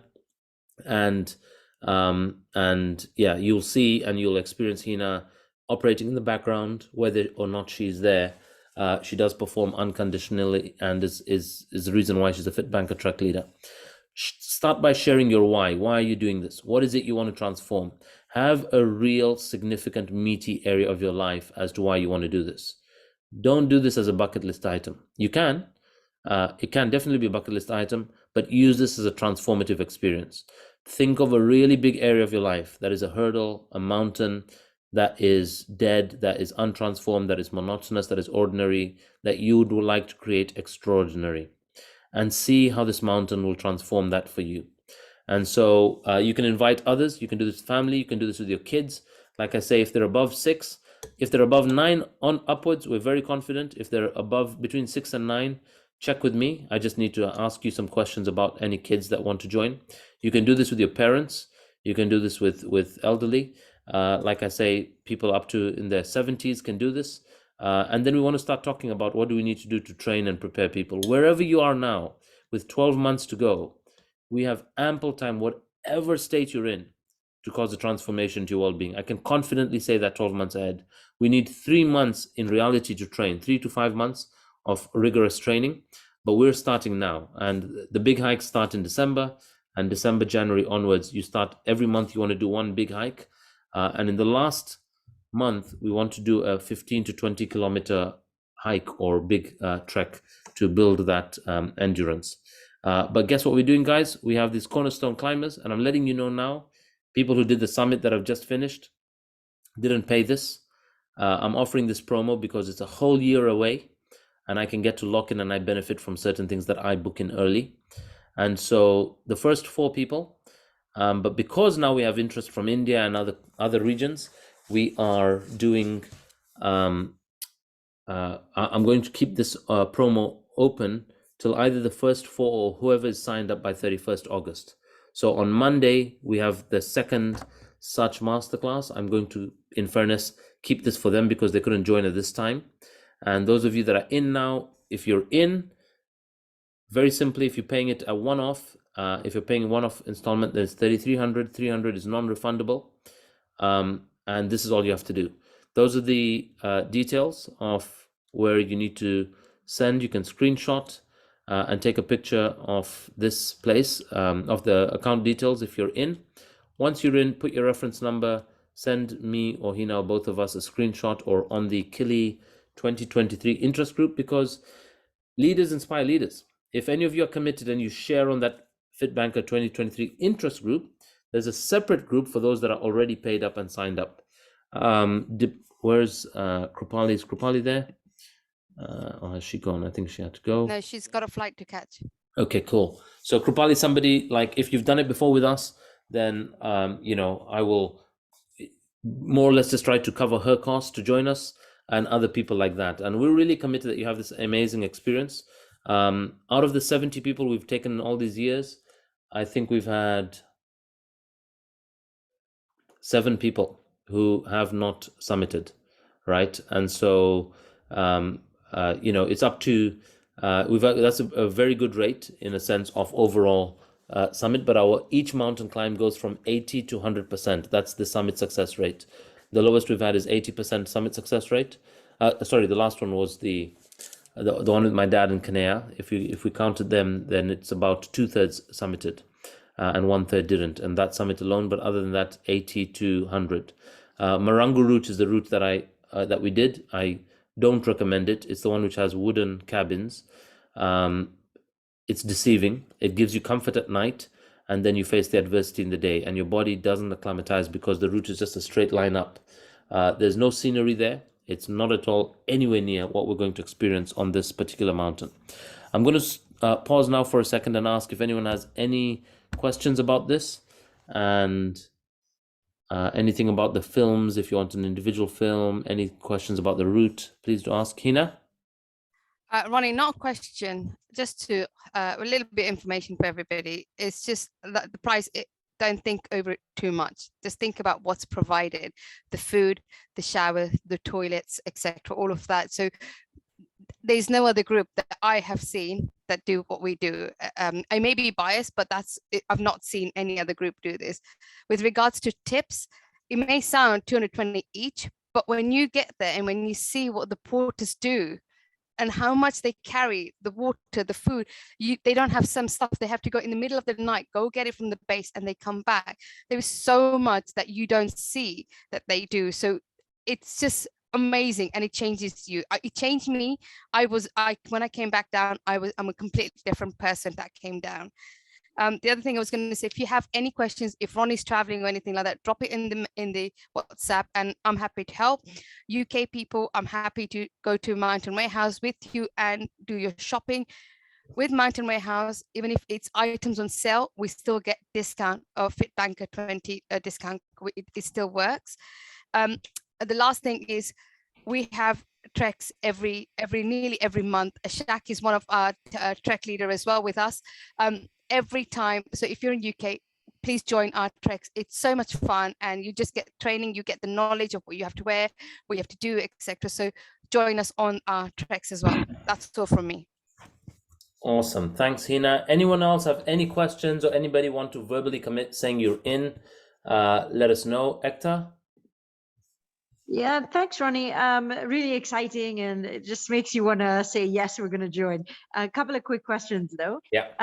First question, so could you clarify that when you hit summit, do you guys come back down straight to base, or do you spend one more night on the mountain? We spend one more night on the mountain, and we, and then, of course, then we spend one day again after that at base after the Seva day, unless we're going on safari. I don't always go on safari, but if we have large numbers on this group, then we use the safari also as a goal setting type of thing. And if we do it together, we stay in some of the best lodges. And I don't want to detract too much from safari. I'll have a couple slides to show about safari, but we will be staying in some of the best glamping lodges. That's not a FITBANKER product, so we more or less will give you the cost price plus about £100, £150, $150 admin fee that we add on top just to plan it for you. And we stay at places like Katikati Lodge, Ngorongoro, Serena, which is one of the 3 hotels on the rim of the crater.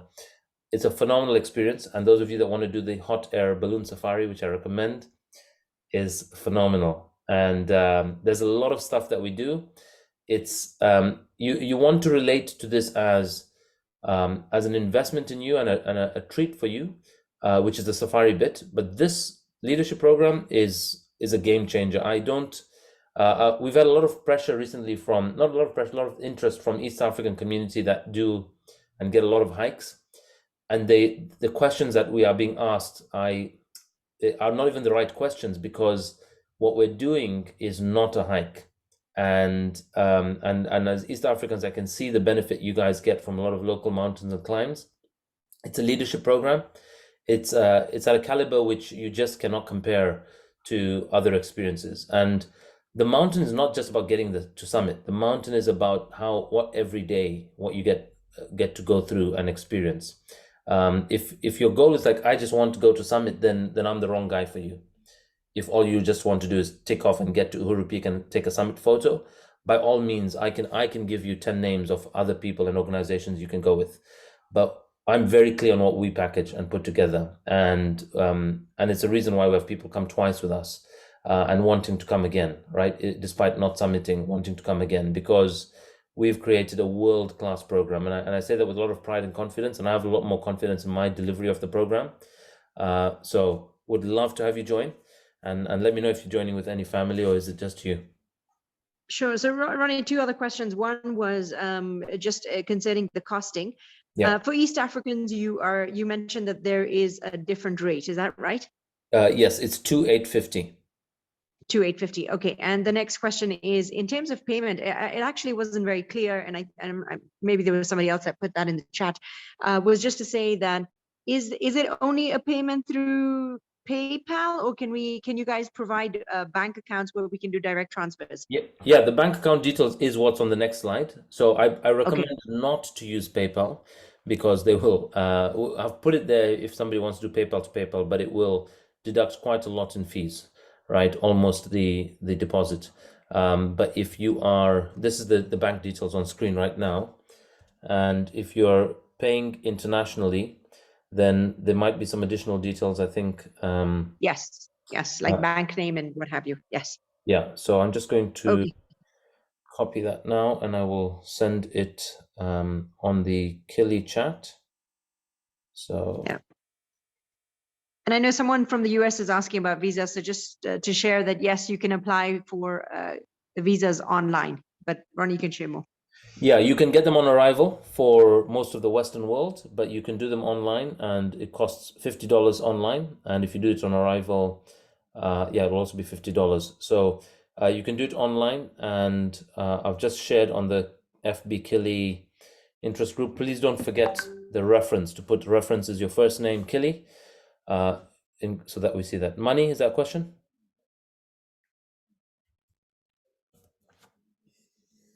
Money, you're on mute. Yeah. Hi, Ron. Just want to find out when does the full amount need to be paid? If we're going for the 3, what's the cutoff date, or is it a deposit? How does it work? 15th June 2023 is the final cutoff. But by then, the price will be what it is. Of course, you as a coach, I'm going to hold the price if you wanted to. But those of us that are committing, it's only the whoever's in now, because I benefit from committing now, is this offer that we have here. So I won't be able to extend this beyond 31st August. And I'm also telling you guys now that we have people who've already done a summit in the past who've paid more than this. So the last summit, people have paid the full 3,500. So this is only for this summit. We've had increased interest, and we are doing our launch webinar. We normally do it 9 months before. We're doing this one exactly 365 days before day one on the ground. And I'm able to offer this if you're committing now. But in all cases, in this case, in all cases, if it's tomorrow you message me and say you cannot do it, it will still, I'll have to withhold the non-refundable deposit, just so that you're not making an impulsive commitment. We want you to be very clear that you're committing to something, and so that's very clear for you as well. Money, any additional question? No, that's fine. So I understood it, but I just want to find out. So if I commit to it, when does the 3-3 need to be paid? That's what I was trying to understand. Oh, 31st August. If you're paying one off, that 3-3 promo is only for now, or okay. In fact, what I'll say for the East Africans, it will be 2-7 if you are committing by 31st August. It will be 2,700 for you if you're paying in full by 31st August. So otherwise it's 2,850, and that's yeah. I mean, if it's 2,850 and you want to from East Africa, you want to pay in installments, it will still be 2,850 up till 15th June. I'll hold that price till then. But if you are in before 31st August, then 2,700 for the East Africans and 3,300 for rest of the world. Okay, yeah, that's clear now. Thank you, Ronnie. That's clear You're very welcome. Bhavna? Hi, Ronnie. Hi. Very exciting, this presentation made me want to go tomorrow. But as you know, with my weight loss journey and the FITBANKER challenges that I've done, I just have a couple of things that I want to ask about the training. You said one trek or one climb a month. Will those be arranged here, courtesy of FITBANKER, so that we can join, pay, and get those done? Will somebody be heading those? Because I haven't climbed in 15. We're going to create a schedule. Years. I'm going to show you very quickly here some of the training that is. This is some of the training. We're going to talk about this more in the webinars once you're committed, but this is what we recommend people are doing from now. And you might start a bit leisurely now, but then a bit more intention from December and January. So you want to practice 3 kilometers of walking daily, just to keep that level of fitness, right? Which as a FITBANKER, you're already doing 5 to 6 kilometers a day. 10 kilometer once a week, you want to go on a hike, ideally with your hiking boots. You don't have to, but if they're new boots, definitely get them broken in. And once a month, do a 15-kilometer hike. That's all you need to do. In the last 2 months, we will ask you to get in at least a 20-kilometer hike. So your mind and your body knows what level of time do I need to be giving my all to. So in the last 2 months, 20-kilometer trek. My first time I did this as 103 kg, I never did a mountain in my life. I came to Kenya and I did this thing called Gong Hills. And after I did Gong Hills, I didn't even do all 7. I did 4 of them.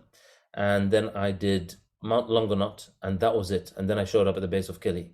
And the fact that that was all that I did, and I survived, I didn't die. Like I said, my measure of success was I just have to not die, and I get to talk about it, and I didn't die. And now I've gone on to do it 8 times. So, but I'm not saying to come underprepared or unprepared. I'm really recommending, there is so much enjoyment to be had in preparation, but you can't over prepare for it, because training for a mountain is not like training for a marathon. Marathon runners will slowly build up to a certain level. They will kind of do a mock dry run a few weeks before, and then they'll slightly taper down just before the marathon week for recovery, and then go for their marathon. With Kilimanjaro, it's not like that. The best training for a hike is a hike. And what you want to do is get your actual backpack you will use, which has a breathable net at the back, and have your actual boots and your trekking pants, and walk in those. And so if you were to train from Kenya, we would do something like Elephant Hills. We will do something like Gong, maybe 2 or 3 times. Gong is the equivalent in the UK of what we do as Box Hill. So Gong is something that we will probably do 2 or 3 times in the build up to it, probably twice next year. If we do one this year, that's just a bonus, but twice next year we'll do Gong Hills. And then doing something like, what's the place called? It's called Siswa. There's some kind of mountain there in Kenya. That's one of the ones we will also factor in. Yeah, a little bit of maybe one other mountain, Aberdares, we will do. But that's all that we need for training. So we'll have about 4 or 5 such big ones, and then smaller ones like Gong Hills. And then zero alcohol we recommend in the last month before going up there. Of course, we recommend that you optimize what will give you best training. So if you're somebody that consumes alcohol, just explore that as something to be a bit mindful of around that. Yeah. So that trek, the schedule, we will plan that. We're going to confirm it with Urvi and Janita. So we're looking to have Janita, who's to start our FITBANKER Kenya Treks group. And obviously, those of you that are in Kenya and part of the community, things like Karura Forest Weekly will be just a no-brainer for you guys to do something like that. Good. Thank you. Cool. Money, is that another question? And anybody else, any other questions or comments? Yes, Ron. So firstly, sorry, I didn't mention it before, but thank you for an amazing presentation. Thank you. It is really well delivered and gave a lot of detail. I just want to find out, in terms of body fat, obviously you want to have a certain amount of body fat, isn't it? I would take it for the mountain. So do you tend to bulk up pre or like what type of percentage are you looking at to sort of protect yourself? For men, just so long you're under 20%, right? Even under 24%, but under 20%, that means you're good. You don't want to be too light on the mountain, which is you don't want to be ready for bikini competition on the mountain, even though some of us will take our tops off at the top. But if you are too low on fat, you need body fat for a little bit of warmth. You don't need an excessive amount of body fat. For women, if you are over 33%, we want you to come below 33% body fat percentage for the mountain. You can still do it, and we've had people do this at 40% body fat for females, and we've had people do this with even 30% body fat as a male, right? It's not recommended. I visibly see the experience of what people go through.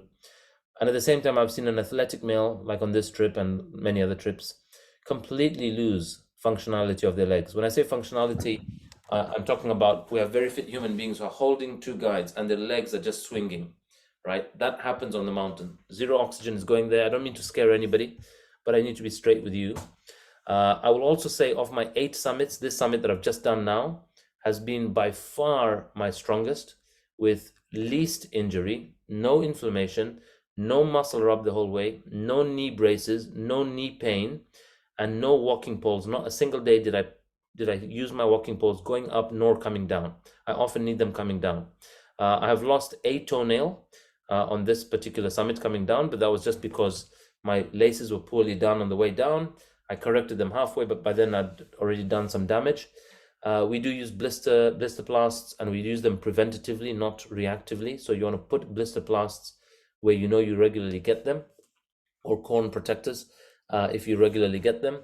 And I will attribute my lack of pain on this summit to the Tuesday lower body workouts. If you do our Tuesday lower body workouts, we work on individual legs, and I can swear by the difference it made to me and to Vijay Uncle. We were the 2 most regular on those Tuesdays, and we were the 2 top performers. Actually, Urvi as well. We're the 3 people that have done those Tuesday workouts, and we're the 3 people that had the best performance on this mountain. And I would highly, highly recommend and attribute our Tuesday lower body workouts, the one that I run 9 a.m. UK time, to that. And if you can't attend live, do them on catch up. But what I've changed about those workouts is that we don't do training where you're working both legs together, because left depends on right. But we do isolated training where you work left leg on its own, right leg on its own, and that makes a massive difference to your fitness. Any other questions, guys? Okay, I'm just sharing. This slide is not meant for today's session, but I'm showing you some examples of the slides that we do in the training. So this is, you have a detailed list of about 20 to 30 items that you need for the mountain. But this is an example of what goes in your backpack, right? So if you want to screenshot this, if you haven't already, this is an example of what you will carry in your backpack. And then we'll give you the full list of the gear you need. And some days on the mountain, you will just have 2 layers, and you'll always carry your waterproofs with you. But summit night, you might have 5, or in this case, this year, some people had 6 layers. But this is generally what your layers look like on the mountain. And a hiking gear is very different from your ski gear, because in a ski gear, you're not moving around carrying your luggage. So hiking gear is designed to be compact. It's made of certain material we recommend, and we do recommend buying them. The Kenyans, the biggest blessing you guys have is Decathlon. Phenomenal prices, phenomenal gear. Everything that you need is available in Decathlon. But it starts from your merino thermals, your underlying most base layer, a performance breathable t-shirt, so something where that you kind of, the t-shirt you wear in the gym, which is breathable. The third layer is what's called a fleece or a soft shell, right? So you could use either or. The fourth layer is a down jacket, right? Some people use a fleece, and then instead of the down, they will use the soft shell after that. And the final layer is your waterproof. So those are the 5 layers that you would wear on summit night. Some people will wear 2 fleeces, some people will wear 2 t-shirts, some people will wear 2 under thermals when they feel excessively cold, so they might make it a 6th layer. But generally, upper body, this is what we need in terms of 5 layers. Lower body, you need 3 layers, which is the lowest one is the thermal, then you're going to have your hiking pants, and the outer one is your waterproof. So 3 layers at the bottom, 5 at the top, and we give you the full list of what to have across the days. Any other question, guys?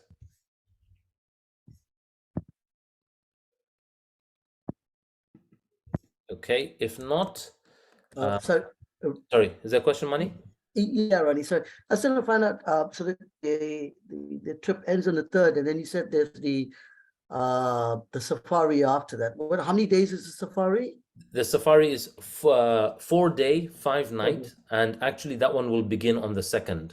So on the 2nd itself, after we do the Seva day, we have lunch, or you have lunch along the way. We drive straight away to a place called Karatu. The safari is so good. If I tell you right now, we have people who finished Kili, 2 different groups have gone on safari, one is staying there, and they felt so lonely. 2 of them doing safari on their own, or 1 person doing as their family. There is so much fun we have as a group. By the way, those of you that drink, there'll be lots of drinking if you want to on safari. But it's a great party.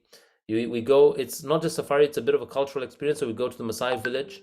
We will go to Oltupai, where we go to the origin of mankind. If you want to incorporate that, depending on the group, we check with you whether we want to go there. Otherwise, we bypass it. We go to a host of cultural markets and Maasai markets. We go to, we do a few other cultural things that we do. Jigna, are you in? Yes or yes?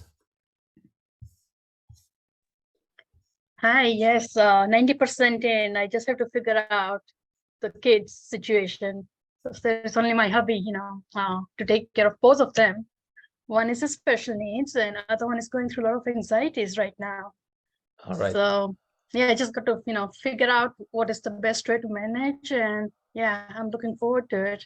I've been, dreaming of this for past year now, so it's time to make it happen. Yeah, we got to make it happen. We got a year to train, and I want to share for anybody that has a situation like that with kids or family or a partner.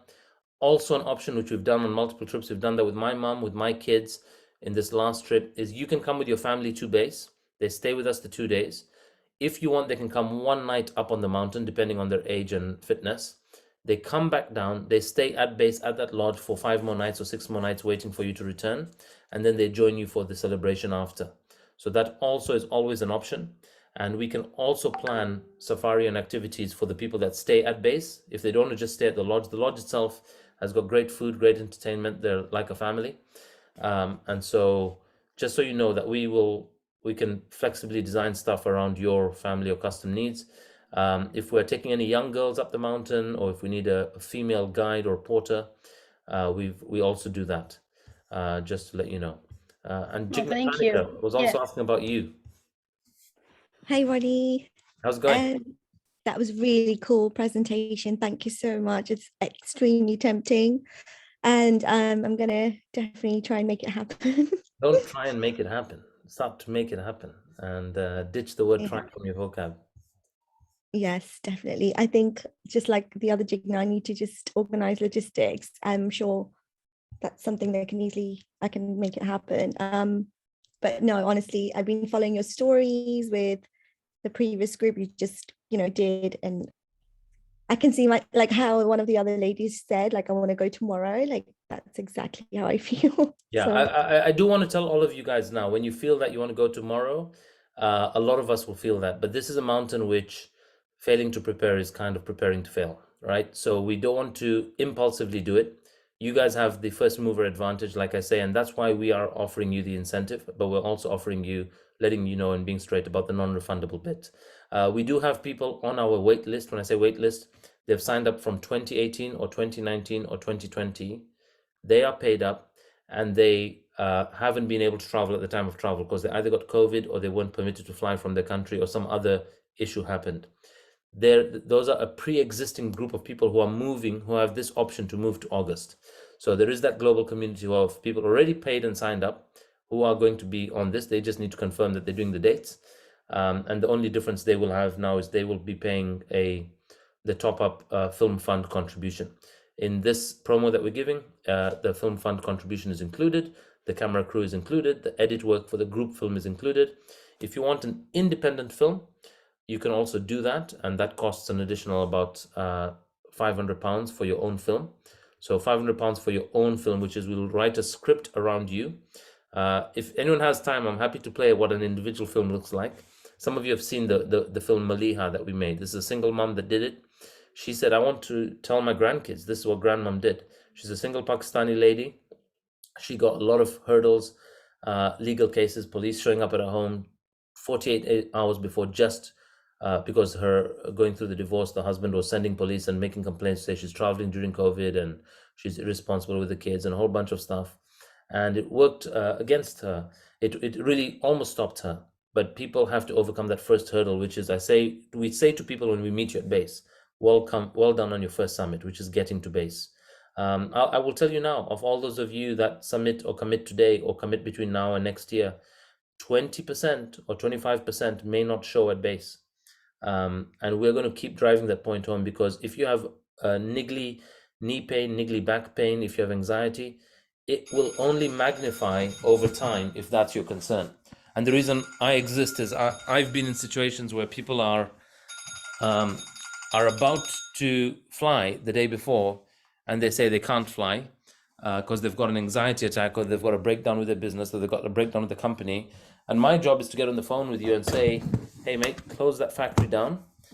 And you're not going back there. Get on that plane, because your comfort zone, your subconscious is going to want to sabotage your greatness. And we've had a person who's canceling their flight.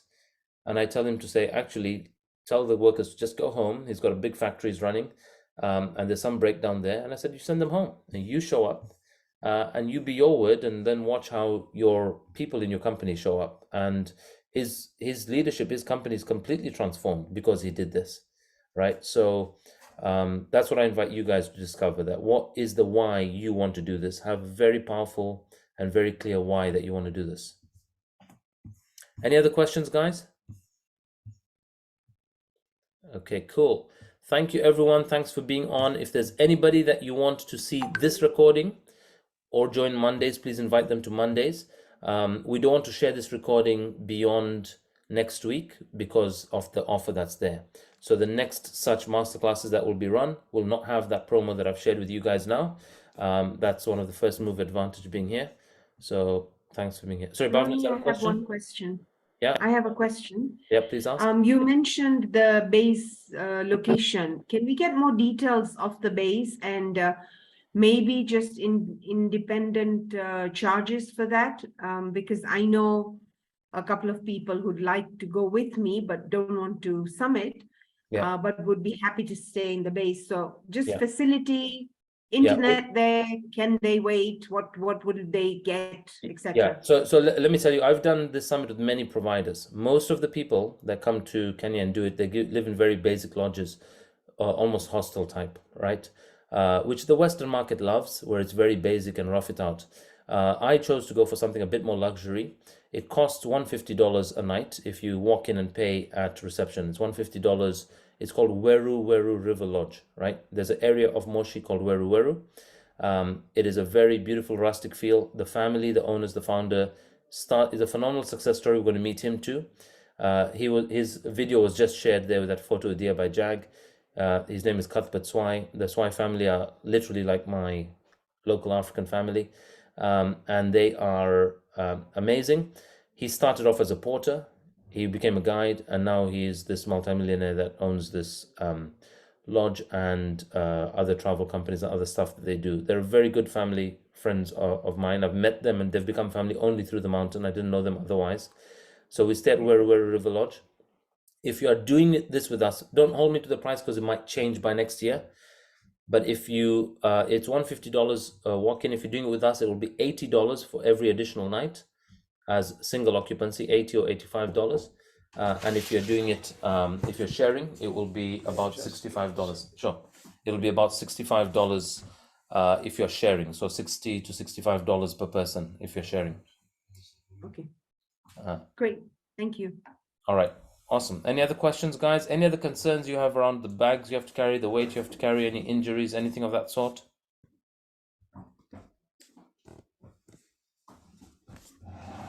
Okay. If not, guys, we will wrap up. Thanks all for being on. Those of you that are definitely in, please confirm with me. Please confirm on that chat. As mentioned, normally we need 4 cornerstone climbers to lock in our costs.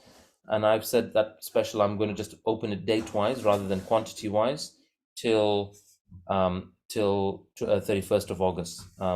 Look forward to training with a lot of the Kenyans over the year. If you guys are going to be in, would love to get good interest from Kenya.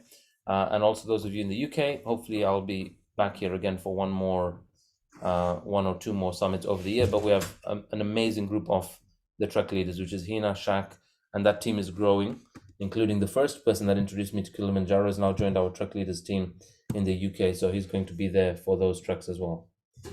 On that note, guys, we will wrap up if there's no additional question. I just want to check with Dipali. She had dropped. I'm going to stop the recording for now. Dipali, is there any question from your end? Just seeing that you joined or rejoined. Sorry, Ronnie, I had just gone out for a walk and my battery died. So okay. No question. No. All right, no worries. Okay, we're just wrapping up now. This is recorded and I can share the recording with